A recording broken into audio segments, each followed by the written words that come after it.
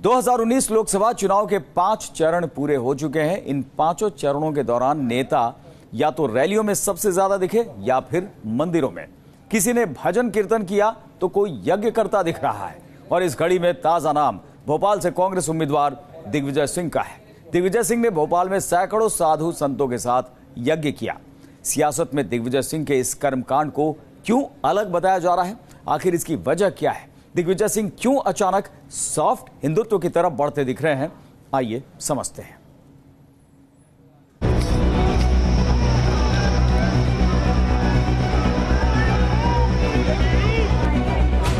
सियासत सिद्धि के लिए हवन करते दिग्विजय सिंह की ये तस्वीरें चर्चा का मुद्दा बनी है।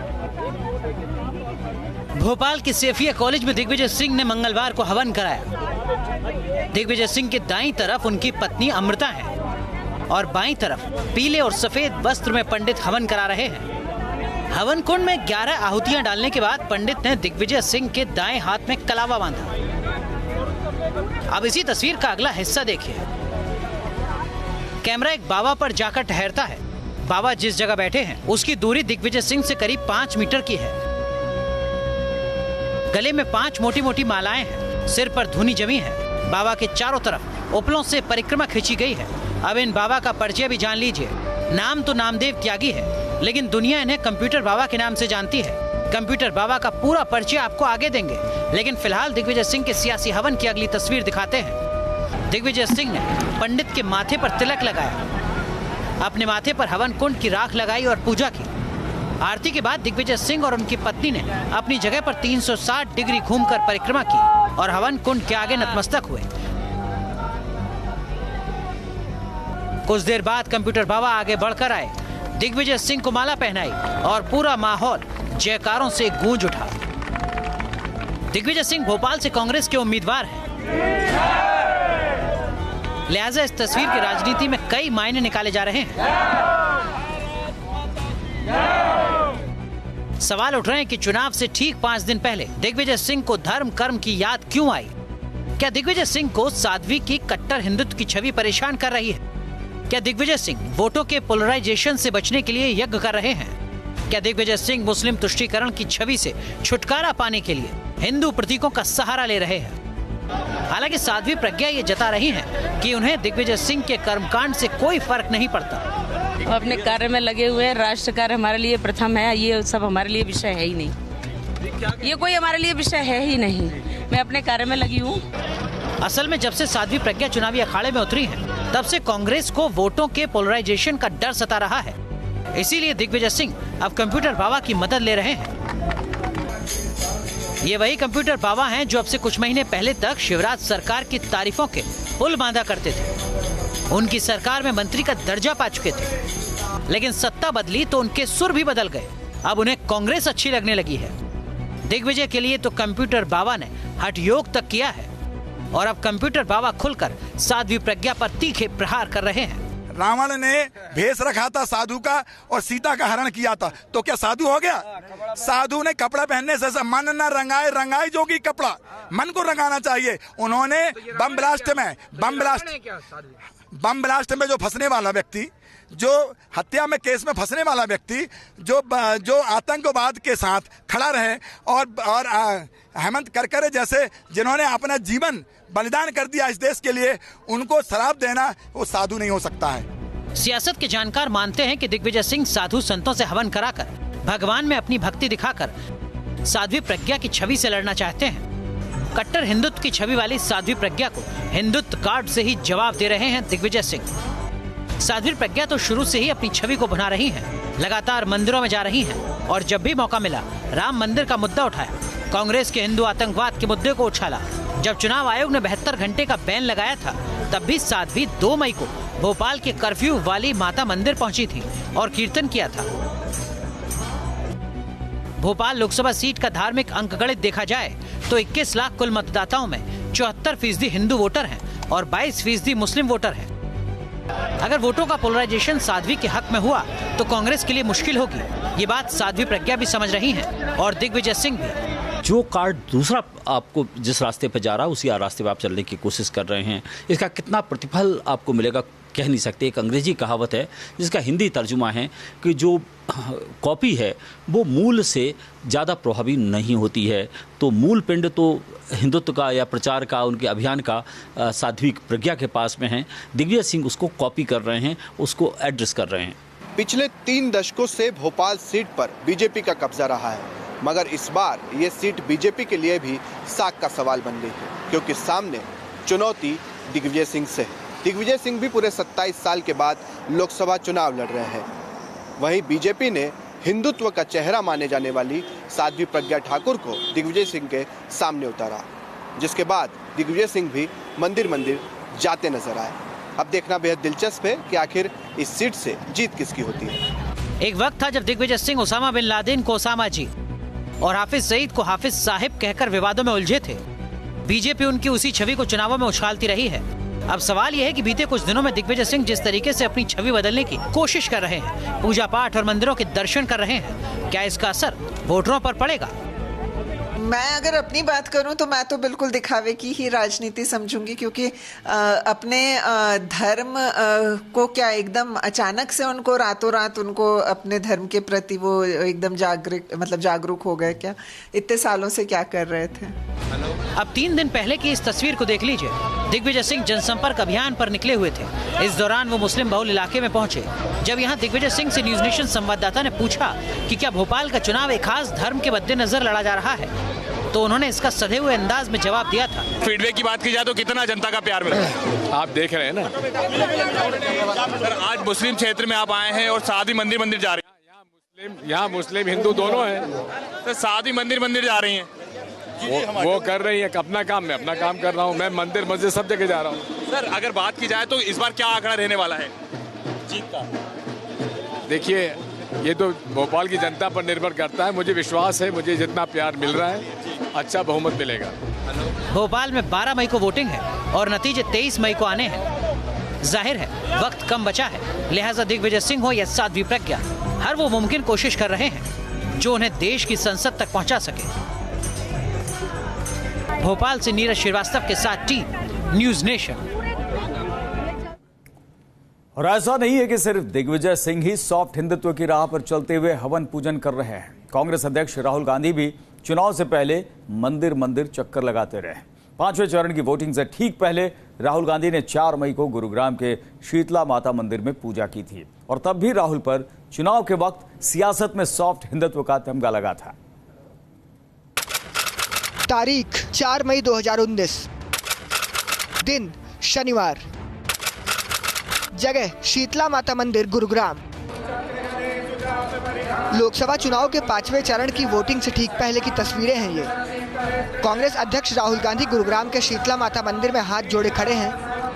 मंदिर में वैदिक मंत्रोच्चार हो रहे हैं और राहुल गांधी मनोकामनाएं मांग रहे हैं।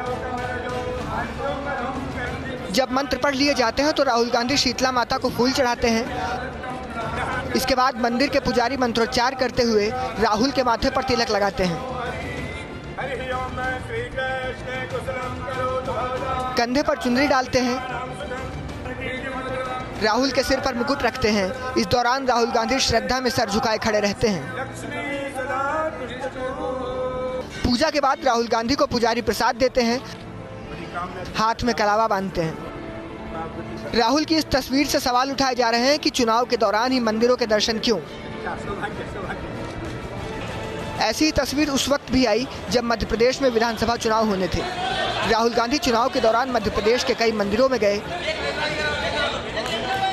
रिपोर्ट के मुताबिक राहुल गांधी मध्य प्रदेश में 5 मंदिरों में गए। इसी तरह राहुल गांधी राजस्थान और छत्तीसगढ़ में भी मंदिर मंदिर घूमते दिखे। राजस्थान में राहुल गांधी 3 मंदिर गए थे। छत्तीसगढ़ में राहुल गांधी ने 2 मंदिरों के दर्शन किए थे। इससे पहले गुजरात में भी राहुल ने मंदिर दर्शन का प्रचार मॉडल अपनाया था। 2017 में गुजरात के चुनाव के दौरान राहुल गांधी मंदिर मंदिर घूमे थे। गुजरात में राहुल गांधी 28 मंदिरों में गए थे। कर्नाटक चुनाव प्रचार के दौरान भी 19 मंदिर मठों में राहुल गांधी ने दर्शन किए थे। इन्हीं विधानसभा चुनाव में राहुल गांधी ने प्रचार के मंदिर फॉर्मूले को अपनाया। बीजेपी की हिंदुत्व वाली छवि के जवाब में सॉफ्ट हिंदुत्व का कार्ड खेला था और चुनाव में इसका उन्हें फायदा भी मिला था। इसके बाद छत्तीसगढ़, राजस्थान और मध्य प्रदेश में भी कांग्रेस को सरकार बनाने में कामयाबी हासिल हुई थी। इसलिए राहुल लोकसभा चुनाव में भी वही दांव आजमा रहे हैं। उन्हें उम्मीद है कि विधानसभा चुनाव की तरह ही लोकसभा चुनाव में भी उनका ये कार्ड कारगर रहेगा। Team news nation. वैसे नेता कोई भी हो, किसी भी पार्टी के हो, लेकिन उनके लिए मंदिर, मस्जिद, गुरुद्वारे में माथा टेकना मानो जरूरी हो गया है। और कोई माने या ना माने, कोई कहे या ना कहे, लेकिन इससे सीधा संदेश वोटर को दिया जाता है। तभी तो सियासत के मैदान में उतरी प्रियंका गांधी वाड्रा भी मंदिर हो या फिर मजार, हर जगह मत्था टेकती नजर आई।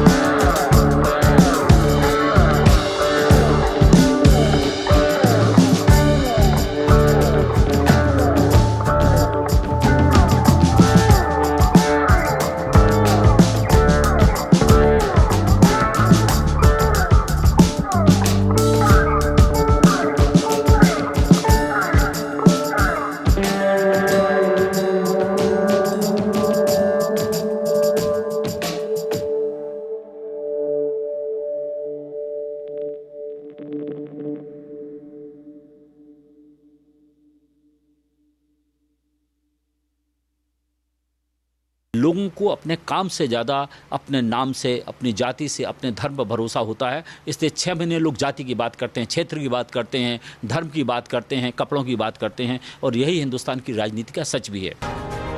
Team news nation. तो सियासत में आजकल मंदिर मंदिर जाने के दस्तूर के बारे में आपको बता रहे हैं, और ये दस्तूर सिर्फ कांग्रेस ही नहीं बल्कि बीजेपी के धुरंधरों के बीच भी नजर आया है।